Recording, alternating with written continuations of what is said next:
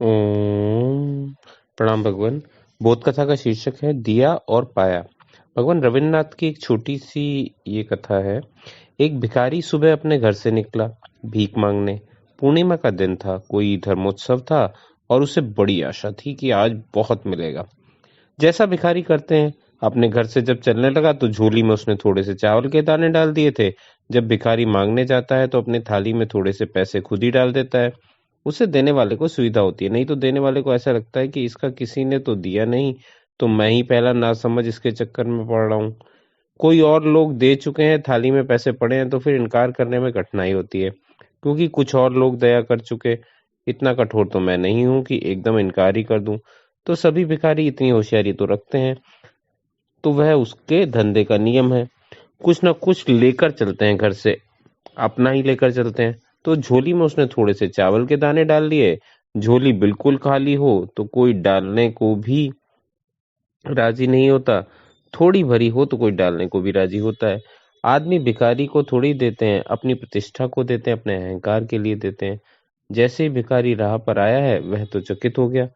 उसने देखा कि सम्राट का रथ आ रहा है। सम्राट के द्वार से ही वो पहले लौटा दिया जाता था महल के भीतर। महल में तो प्रवेश का मौका ही नहीं था। सम्राट के सामने झोली फैलाने का तो सौभाग्य कभी उसे मिला ही नहीं था। सोचा आज धन्य भाग्य, आज तो मैं भर जाऊंगा।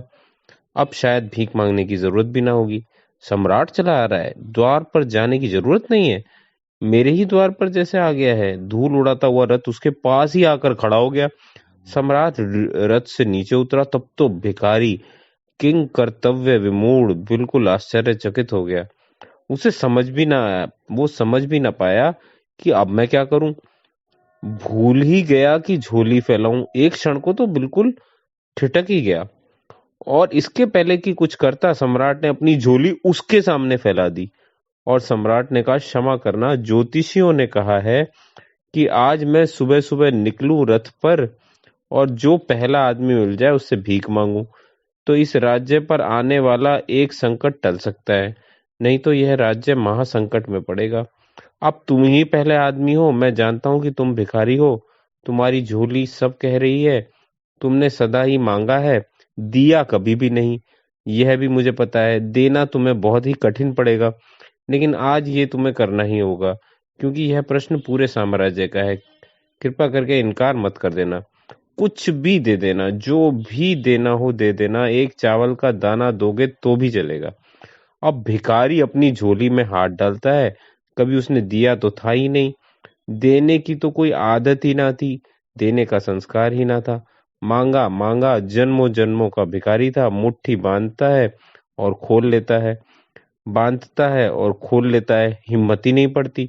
सम्राट कहता है कि अवसर निकला जा रहा है, यही तो मुहूर्त है, तुम इनकार तो नहीं कर दोगे? देखो, इनकार मत कर देना।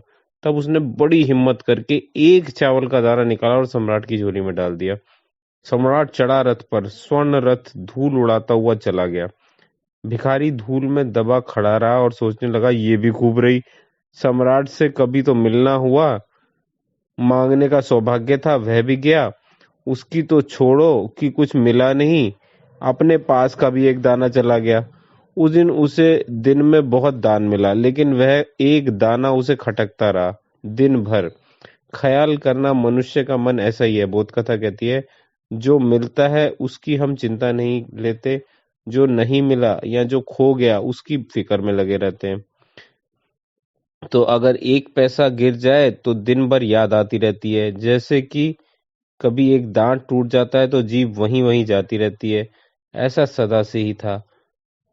तब तो कभी ना गई, लेकिन आज दांत टूट गया तो वहीं वहीं जाती है। तो जो है उस पर नहीं जाती, जो नहीं है उस पर जाती है। ऐसे ही मनुष्य का मन है। तो वह दिन भर मांगा भी, मिला भी बहुत। ऐसा कभी ना मिला था, लेकिन उसमें उसे कुछ रस ना था। उसे बार बार वही सुबह की घटना याद आती। उसने अपने हाथ से एक दाना उसे देना पड़ा राजा को। एक तो अवसर मिला था कि मांग लेता, वह भी गया। उल्टा अपने पास से एक दाना चला गया चावल का। तो उदास घर लौटा। सांझ जब आया तो पत्नी तो बहुत आनंदित हुई, क्योंकि उसकी झोली कभी इतनी ना भरी थी, लबालब भरी हुई थी। आज बहुत दान मिला था। पत्नी तो बहुत आनंदित हुई, आह्लादित हुई। उसने कहा, धन्य भागी है हम, आज तो हमें खूब मिला।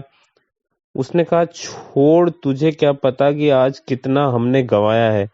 एक तो सब कुछ मांग लेता सम्राट से, वह गया। उसने सारी कथा कही और पास का एक दाना भी गया, ये भी बताया। उदास मन से उसने झोली उड़ेली और दोनों चकित खड़े रह गए। उन चावलों के दानों में से एक दाना सोने का हो गया था। तब वह छाती पीट कर रोने लगा। दिन भर तो रोया था उस दाने के लिए, अब छाती पीट कर रोने लगा कि ये तो बड़ी भूल हो गई। अगर मैंने सारे ही दाने सम्राट की झोली में डाल दिए होते तो सारे ही दाने सोने के हो गए होते। ये कथा भगवान बड़ी प्रीतिपूर्ण है और बड़ी सूचक भी। कथा कहती है कि जितना हम देते हैं उतना ही सोना हो जाता है, और जितना हम रोक लेते हैं उतना ही मिट्टी हो जाता है। जो जितना रोकेगा उतना मिट्टी हो जाएगा, और जो जितना देगा उतना स्वर्णमय होता जाएगा। और जो सब दे देता है उसका तो सभी कुछ स्वर्णमय हो जाता है। भगवान अर्थात इशारा ये है कि जो संपूर्ण अहंकार को दे देता है उसका स्वरूप के साथ ऐक्य हो जाता है, वह तेजोमय हो जाता है। तो भगवान अद्भुत इशारा है बोध कथा में। आज इतना ही। बहुत बहुत धन्यवाद।